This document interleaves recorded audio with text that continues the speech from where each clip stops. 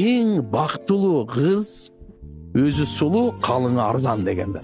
Өзү акыл эстүү, диндеги сулуу, бирок калыңы арзан деп атат. Ошол жерде мынакей турмушка чыгып аткан кыздарга айтып койсок болот, жакшынакай кылыпчы, калыңга эле көздөй бербе.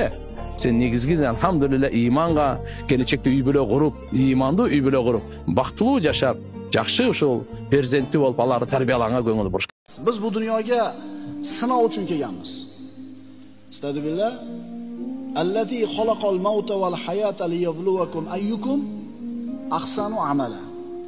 Sizlarning qaysi biringiz go'zalroq, chiroyliroq amal qilishingizni sinash uchun o'lim va hayotni yaratgan zot Alloh. Hayot bilan o'limni Alloh yaratdi nima uchun? Bizni sinashligimiz uchun. Qaysi amalni chiroyliroq qilamiz? Shuning uchun dunyoga keldik. Berdimi? Sinov. Bermadimi? Bu ham sinov.